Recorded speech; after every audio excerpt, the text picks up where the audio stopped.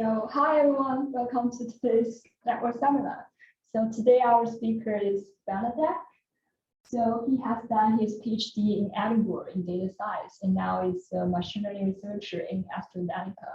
So his research interest is mostly in graph neural networks and graph representation learning. So the floor is yours. Please feel free to start, Benedek. Yeah, so hi everyone, I'm Benedek Rozemberczki. I'm right now in Cambridge in the United Kingdom. And today we are going to speak a little bit about, drug pair scoring. In the beginning, I will discuss, a little bit of the theory behind it, how we evaluate these models, why do we care about these problems. I will speak about a very specific model of how you can do, drug pair scoring in a setting where you have a large biological network, but also you have, some additional information on those nodes. And then I will speak about how you can design software that solves this problem at an industry scale. In a real world setting, and how we do that in AstraZeneca. In the chat, I pasted the preprints of these papers. So one of the papers has been accepted already in HCI as a survey paper. That's going to be the first bit. And there are two papers which are currently under review, one of them in KDD and the other one will be, it's already a CIKM submission. So yeah, great. So chapter 1 is about theory. It's based on this paper, which describes this unified view of relational deep learning for drug pair scoring. It's kind of, I would say, it has this, overarching theory of how people design systems for drug pair scoring and what are the first principles that they have when it comes to, systems biology and structural biology when they create these systems, and we will give an overview of that. So this was a project within AstraZeneca, a collaboration of my team, which is the Biological Insights Knowledge Graph team, and the quantitative biology team. And it was done by, us and also Alicia Papa, who since left to DeepMind. So the idea of the unified model in a very simple, way is that imagine that you have two drugs, the blue one and the red drug in this case, and you either have access to those drugs in themselves and what is their molecular structure, which is a low-level structural model of those drugs, or you have access to a biological network, which is, a very high-level model of this problem. What are those genes that interact with this drug? What is, for example, a cell line that is targeted by this drug? And there is a hierarchical view that you could have where you are kind of looking at the two drugs from a point of view where each of the drugs and biological entities have, extrinsic properties. And there is also a heterogeneous network that you try to use to contextualize these drugs to make some sort of prediction. And then the task that you are trying to solve is that you have these two drugs and you try to predict for a set of biological contexts certain outcomes. You can think of things as, polypharmacology, an interaction observed, or a certain type of synergy observed when the drugs are used for killing a cancer cell line, for example.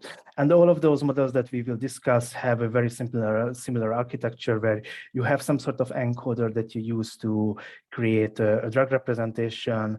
Then you use these pair representation with a head layer, and you're trying to make a prediction for each of the contexts that you have. And it's going to be a huge table here. Hopefully it's something that you guys can see, but overall, there are a lot of takeaways that you can have if you look at the literature from the last 4 or 5 years, mainly that for example, when it comes to polypharmacology, so the side effect prediction, side effects caused by a pair of drugs, people don't really design inductive models that can predict, for example, polypharmacology side effects for unknown drugs. if it comes to the biological graph that you can use for creating context, it's not particularly rich when it comes to entities. So for example, people don't have, variations of proteins, like protein variants. When it comes to diseases, a lot of models don't incorporate some sort of disease representation or other types of biological entities. And when it comes to the features that people use, when it comes to the drug, certain models take the smile string and extract based on that either some sort of fingerprint, or take the raw smile strings and encode it as a sequence, or they take a graph-based representation of the drugs. But what is the most important based on this, for example, that you can see that in the last 4 years, no one attempted to do this drug per scoring problem based on geometry. So people, for some reason, don't really consider the fact that you don't just have a graph, but you have a geometric graph where you have coordinates for each of the nodes which represent the atoms, and you can have an orientation for that, and people don't consider this. So this just shows that there is like a lot of space there to design new models. So that's one of the takeaways, and more or less what people don't really discuss is that you can use one type of model design for one sub-problem. So for example, polypharmacology prediction to solve the interaction problem, and the other way around, for example, and that's also something that people don't really consider. One of the interesting things is that there are a lot of open source data sets, not open source, sorry, openly available data sets out there, but people don't really, have access to the commercial ones. So for example, Stitch is licensed in a very restricted way, and that's one of those databases which has, a large coverage of drugs. If you think about the different problems that people solve, for example, the synergy databases have high overlaps. So for example, when it comes to DRUGCOMDB, it has a considerable overlap with the NCI Almanac, which is this database of drug pairs used on cancer cell lines. So kind of the point is that there are a large number of data sets out there, but those ones that have a wide coverage of compounds are all licensed, and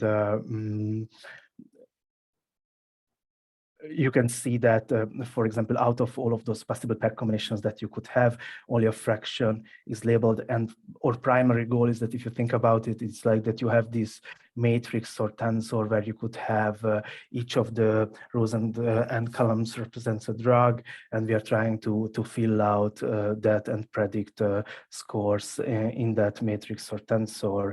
And one of the issues that you might also observe and comes up very commonly is that this matrix has a kind of distribution where certain rows and columns have a large number of entries already filled out, which is, skewness.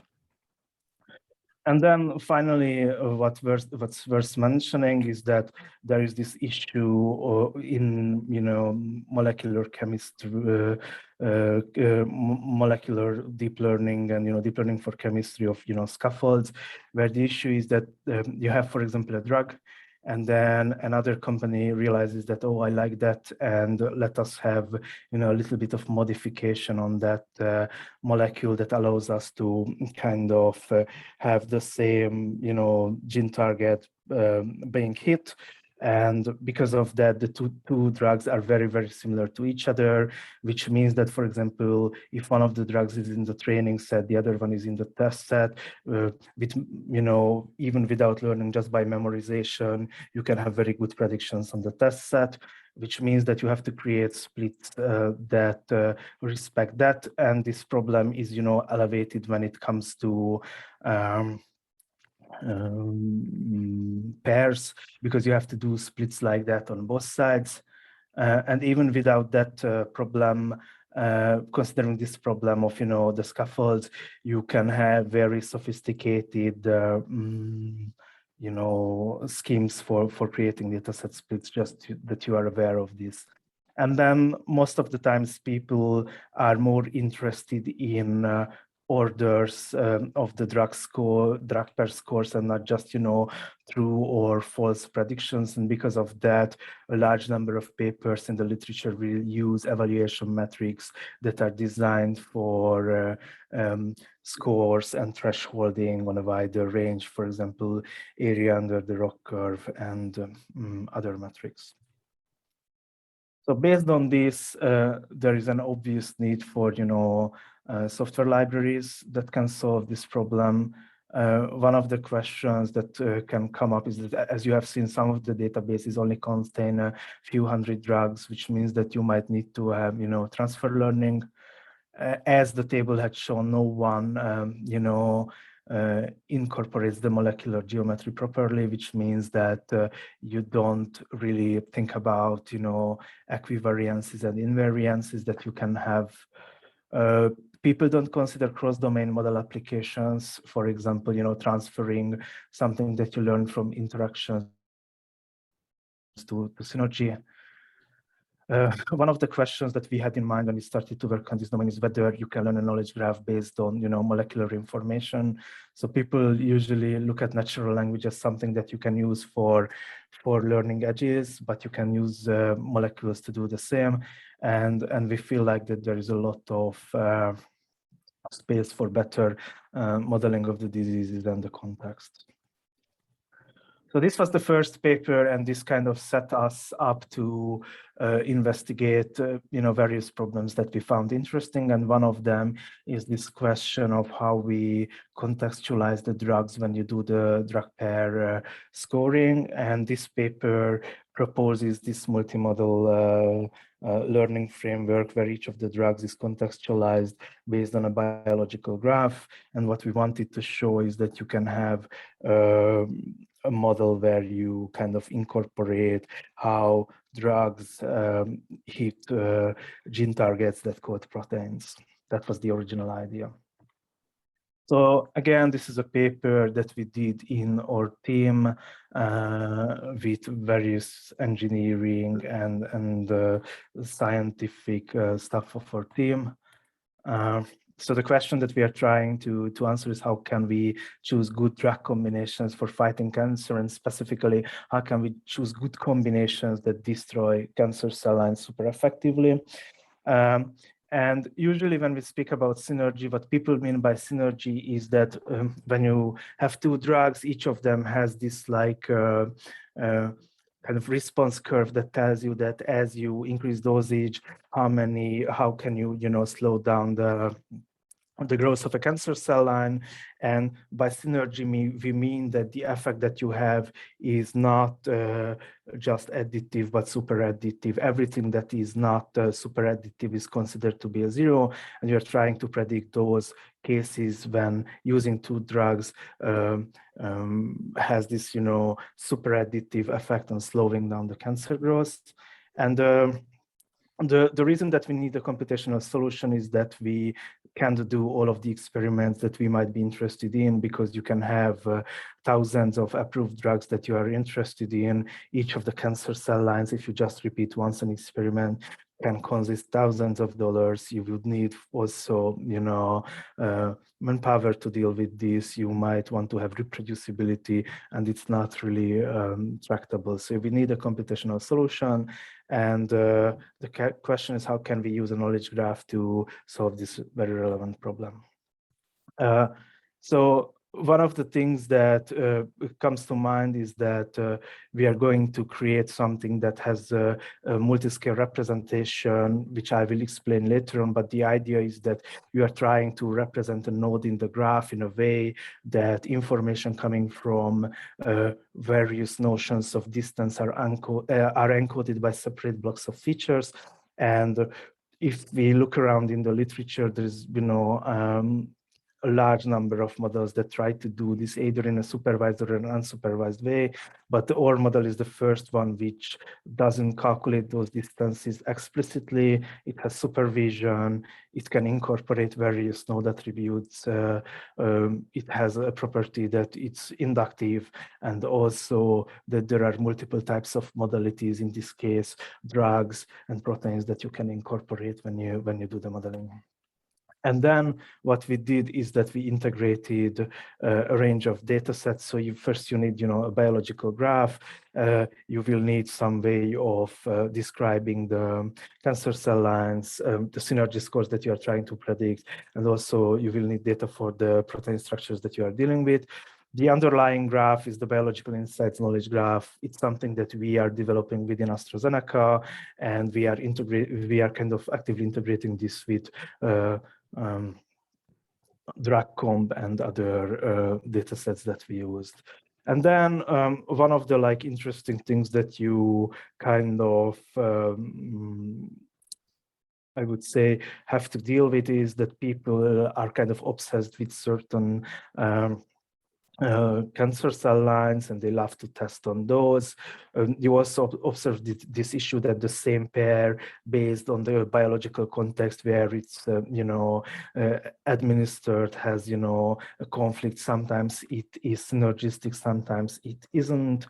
And there is also this issue that for certain cell lines, for example, breast cancer or ovarian cancer, you have this large number of conflicting pairs where sometimes the same pair is working on one type of cancer and it's not working on another type. And yeah, this is something that I mentioned, is that because of costs, because of how easy it is to propagate a certain cell line, people have this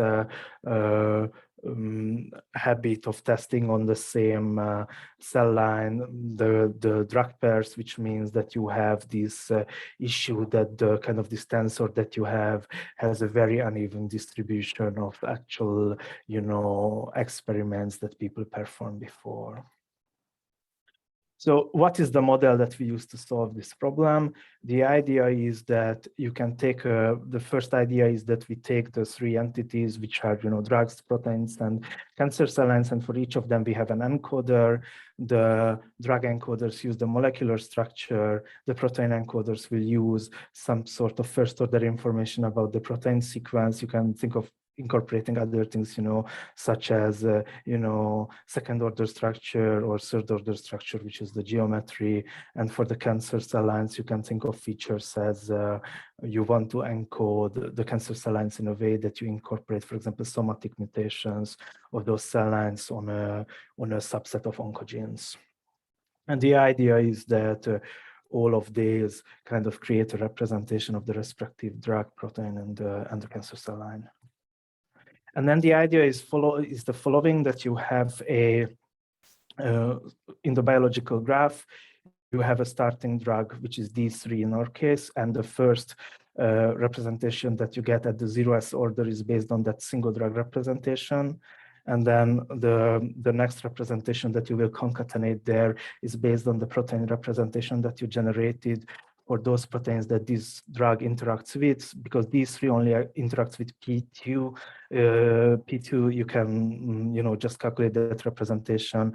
And then when you go up to the next order, what you have is that you have these 3 and D1, both of, are drugs that interact with the same protein that the first drug was interacting with. You generate those representations and you average those out in a truncated random walk-based scheme that you use for calculating the distances. You can calculate this explicitly, or you can have a sampling algorithm that starts at the source node and creates an approximation of those probabilities that you want to use for weighting.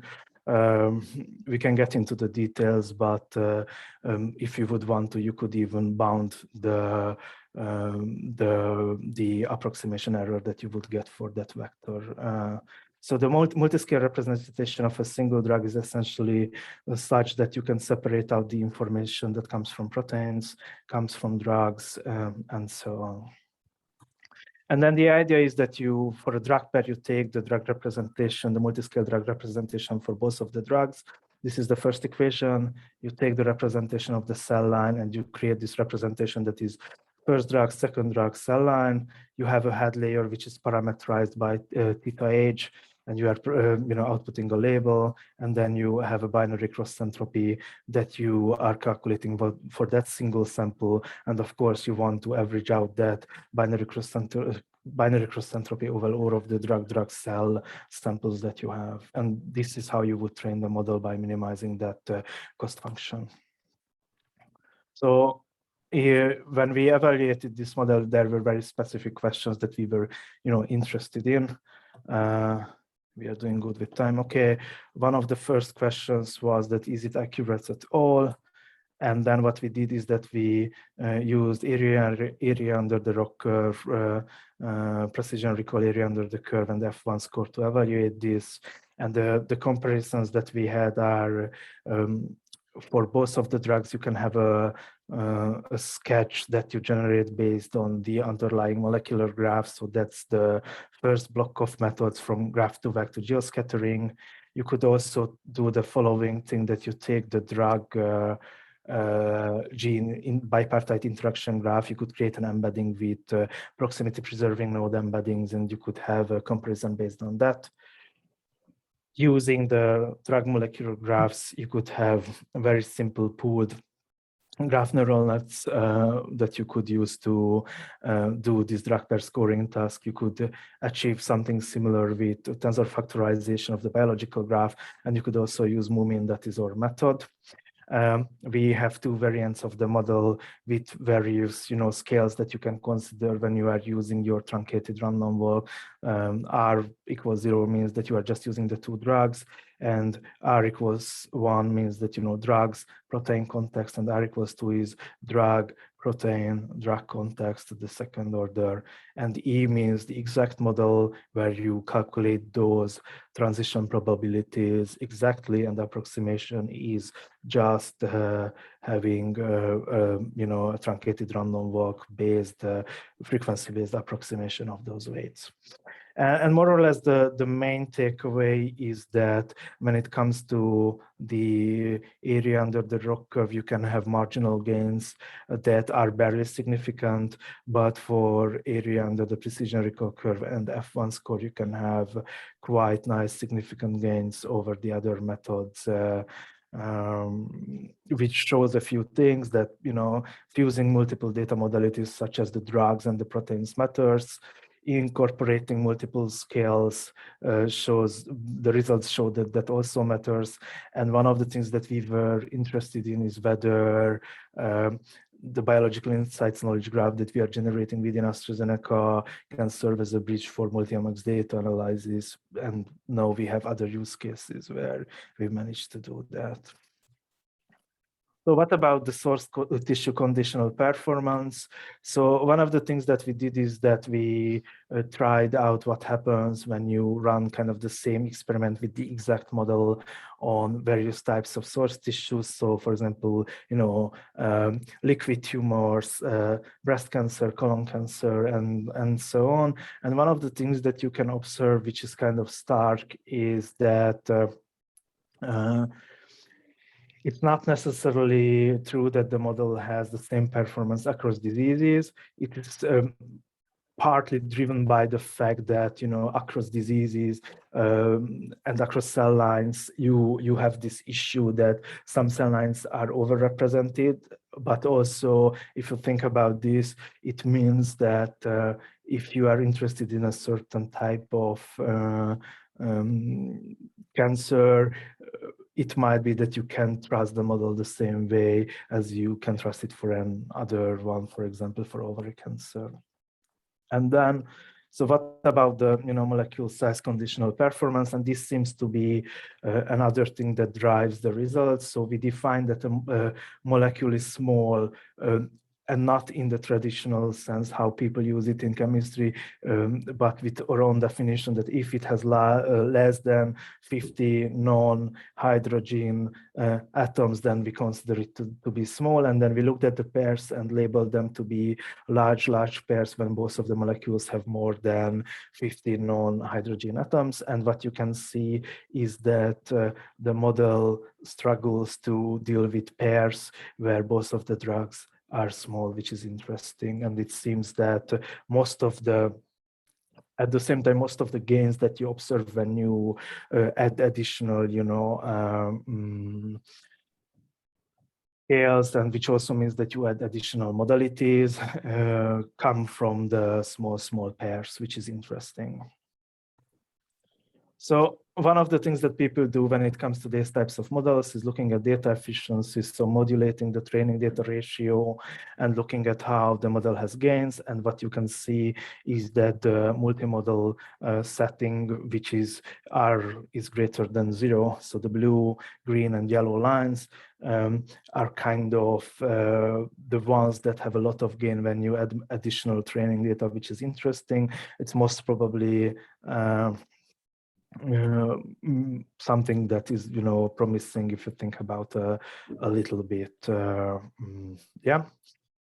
And then, so does it work out of samples? So what we did is that we cross-referenced the NCI Almanac with the database that we used, and we made sure that there is no overlap between the samples that we use. And then we take a very specific cancer drug called vemurafenib and screened for other drugs that can be combined with this one. And we took the top 20 and bottom 20 predictions and looked at them, whether they can be verified in a real database. And it seems that yes, this model can verify, synergy, and on top, so you can have predictions that you can verify in real databases, which is, in my opinion, really nice. With a different model that I will talk later about. Right now, we are running a large, screening study for hematological cancers.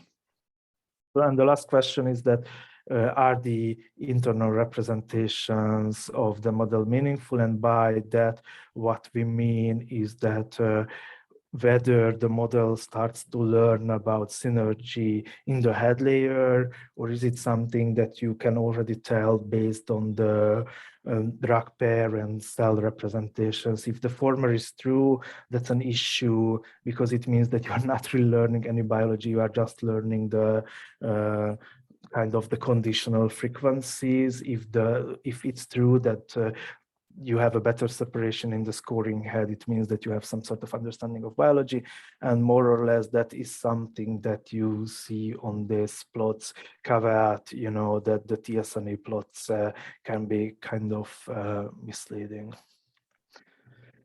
And the last thing that we were interested in is whether you can scale this up, and we looked at how changing the batch size of the approximate model affects the relative runtime. And what you see here is that essentially you can have considerable gains with various, batch sizes that you can consider, and resampling that you have to do in order to approximate those transition probabilities. So as you see, for example, if you double up the sampling, it kind of doubles your runtime, which is kind of what you expect, but it also shows that there is this, linearity of the scaling. So the conclusions are that, we formalized the synergy scoring task. We designed MUMIN, which is this multimodal neural network, to solve this problem. We have this approximate model variant, which helps with scaling the model. And we have performed an extensive evaluation of this model. And we are very interested in, generating out-of-sample scores and generating databases with a method like this. So you can imagine that for us in AstraZeneca, it's really important that we are able to have for drug pairs on a cell line, a synergy score, and using other factors, we can decide and prioritize what are those experiments that we want to do. You could include, for example, new modalities and, for example, biological pathways or other types of,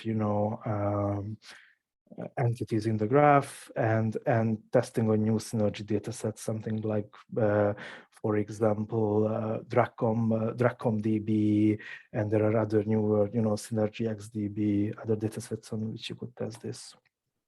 And of course, if you could, for example, describe the cell lines in a way that is inductive, for example, you could say that you designed it to be such that you have this mutation means the loss of this or that function. You could have a system that would be completely inductive for the cell line. So someone would have a very specific cell line that has, mutations that you haven't seen before, or you haven't seen that cell line before. You could make predictions for that, which could be some sort of, personalized solution for someone for whom that cell comes.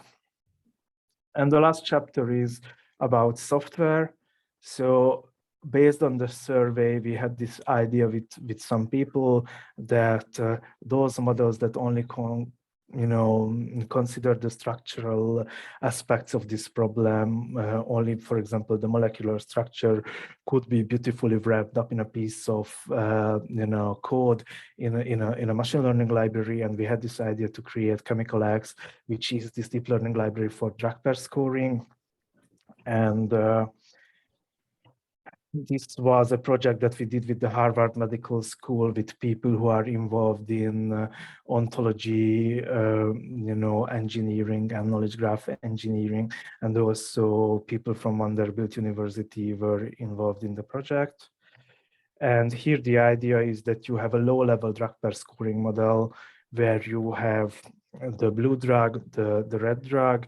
You have an encoder function that will encode the molecular structure. You have, again, the head layer, and you have some drug application administration context. And the idea is that if you can have, an API that beautifully captures this, very compact idea, then you could have a tool that bioinformaticians, cheminformaticians working, either in academia or industry could use it and extend it for their own needs. So just to give you an idea, so this domain had the first models back in 2018.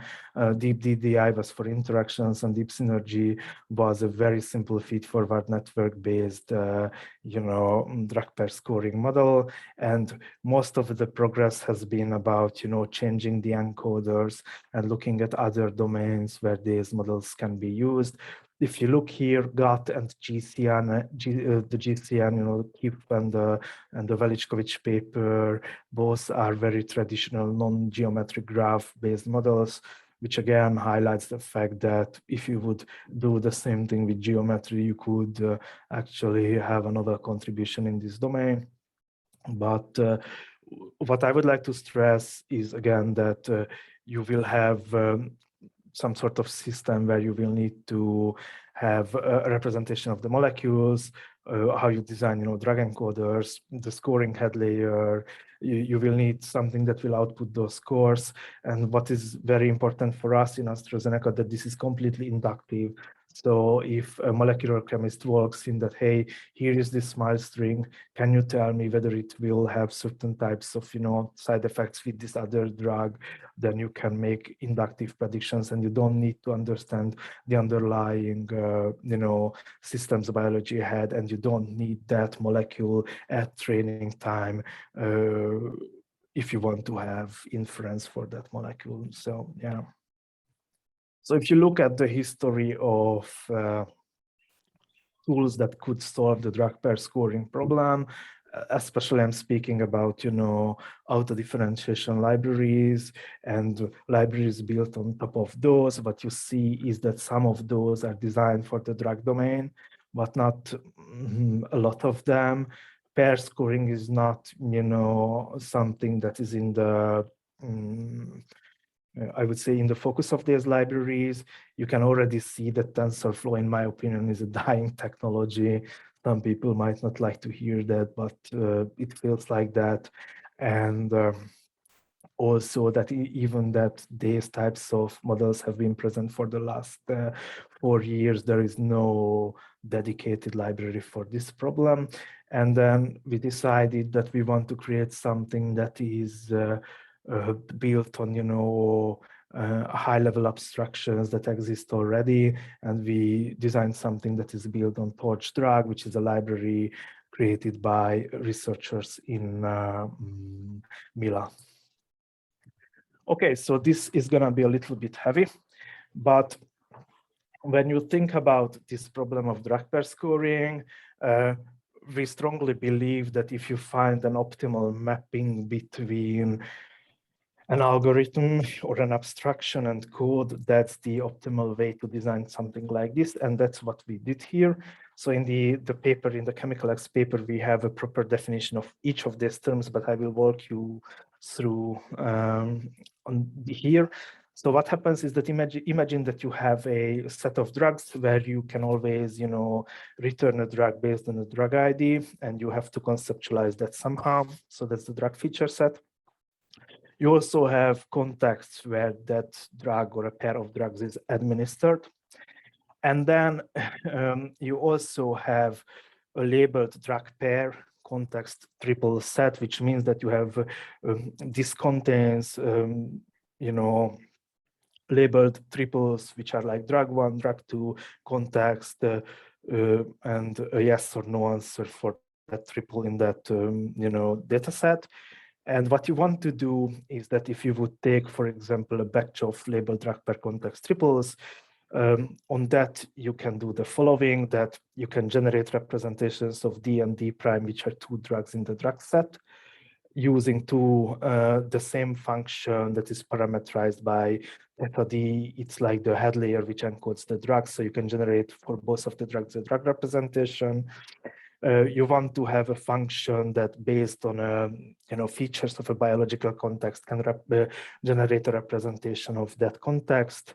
And you want to have a head layer which can generate a score for that drug pair and context, the predicted score.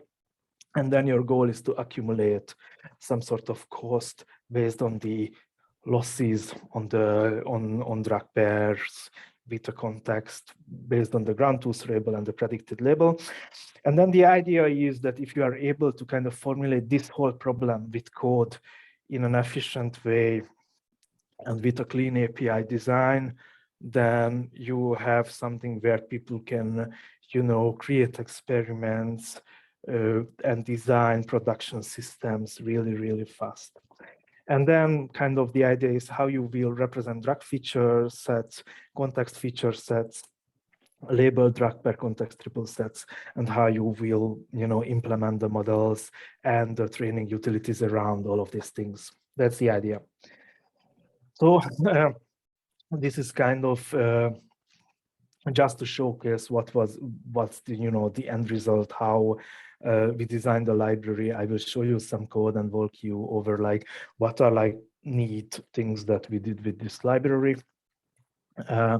So we integrated a large number of data sets. So for example, DrugCombDB, DrugComb, a part of the drug bank DDI is available in the data in the data loader. So you, for example, define a data loader instance and you can get a context set, a drug set, and the triples. And the context set and the drug set can be, you know, they are kind of classes that inherit from dictionaries, so they can be indexed by drug identifiers and context identifiers, and you have these triples on which you can have these splits for training and test set. And then you have a generator that takes all of these sets. You set a batch size, and you can tell whether you want to get back, you know, biological context features, drug features, or you want to have the drug molecules when you are batching together your data. A batch consists of, you know, multiple pairs that you can have together. And this is very straightforward, easy to read code.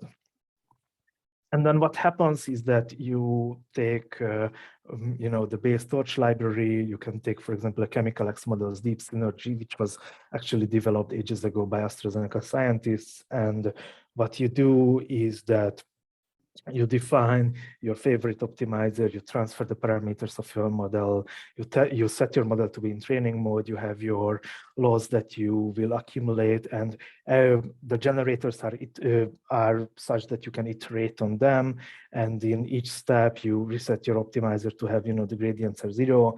You make a prediction where you take that batch of drug pairs where you have the context features together, you have the drug features on one side and on the other side, and then you can make, you make a prediction, and using that prediction and the labels, you can calculate the loss and you can do backpropagation. And this is a very straightforward thing. And the beauty of the library is that if you decide that you want to use another type of library, you can do that with switching out the model definition bit, and otherwise the code is unchanged, and you can iterate really, really fast with this in your everyday work. And then the idea is that at inference time, for example, there is a method where you can reset the generators label triples, but in this case, we just directly pass there the testing bit. And you iterate over again the generator, you make predictions, and you can add it to a data frame and save it to disk later on if you want to. The typical workflow, how people use this is that they take, for example, predicted synergy scores, and then they define a multi-objective optimization problem where for both of the drugs, you have properties that you want to maximize, minimize. For a given pair, you want to maximize, synergy, minimize the probability of interaction, and minimize the probability of certain polypharmacology side effects. And then what happens is that based on the top, let us say 50 drug pairs that you find to be interesting on that specific problem, you will run the actual experiments and you will try out what happens in vitro. So this is going to be a huge table. We only have a few minutes left, so I will walk you through this one. So here what we looked at is that what happens when you try out various models on 3 different types of problems. So one of them is, synergy prediction. The other one is, interaction. And the third one is polypharmacology side effects. And what you can see is that something from 2018 that uses Morgan fingerprints as input has a remarkable performance across all of the problems, which also shows that in the last 4 years, we didn't really have much progress in this domain if you just look at the structural models. Another thing that you can see here is that the GNN-based models, so for example, MRGNN, EPGCNDS, GCMBMP, and others have a considerably weaker performance than the fingerprint-based models that you can have, which use a feed-forward net, which is interesting.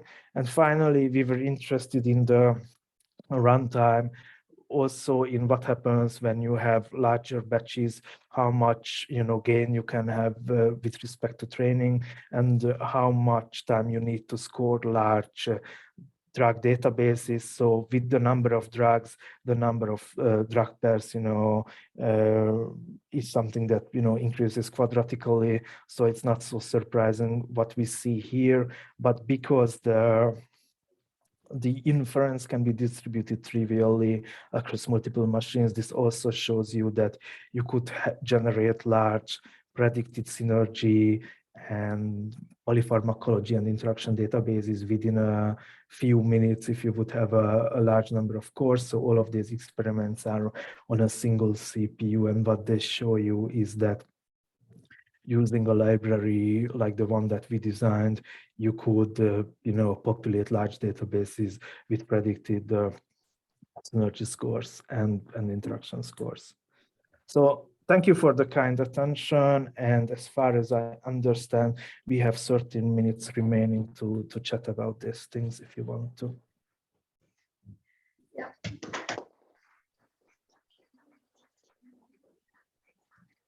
Thanks, Benedek, for this interesting talk.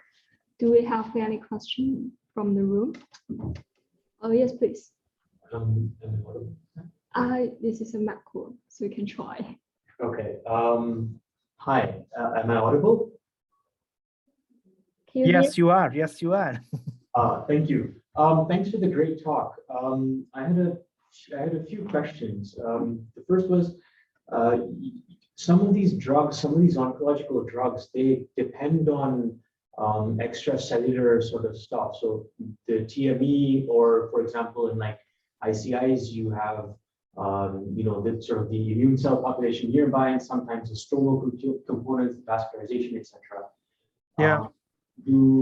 I don't know how, do these cell lines also record some of those factors, or is that encoded in the context vector somehow? No. So if you would have a model that only operates on, for example, just the molecule pair, and on a cell line, you wouldn't have this, concrete description. So what you're asking about is essentially whether you can model the armoring and the shielding of for example, the immune cells. Am I right? Yeah.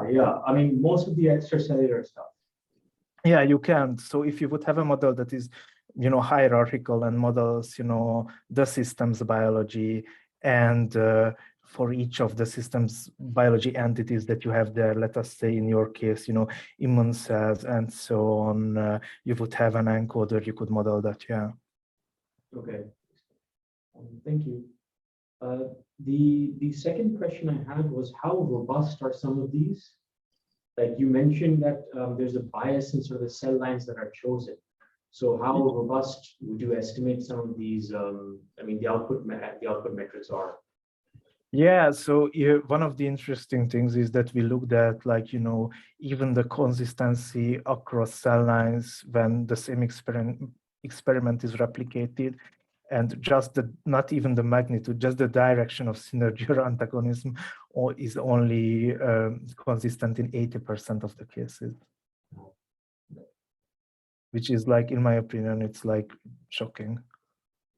So you replicate the same, experiment. You take a cell line, drug pairing, and you, let us say, have 100 cell lines, 1,000 drugs. You would do all of the experiments, and then what you would see is that only 80% of those have a consistently, let us say, synergistic relationship. So it's not particular. The data itself is not particularly robust. The results that you have, if this answers your question. Yes. Next, do we have other questions? I'm curious, so in your runtime slides, it takes several hours to do the inference. Is there a reasonable time scale to have in practice? Sorry, can you repeat the question? I mean, so in your runtime slide, it takes 2 hours to do the inference. Yeah, Is but there a reasonable time scale to have in practice? So if you think about that, in that case, we are talking about like 5,000 squared pairs altogether, and you have multiple contexts where you have to do the prediction. So I would say that type of time scale is completely acceptable, especially that we are talking about, preclinical studies in this case. I just put a link in the chat for those who don't know what armoring is in oncology, if you want to take a look. It's a very compact Nature article, 2 pages, and it's super interesting about immuno-oncology. Yeah. So I don't see any questions from the room, and also don't see any question from online. I guess that's the end of the seminar. Yeah, thanks for the Okay. time. Thank you.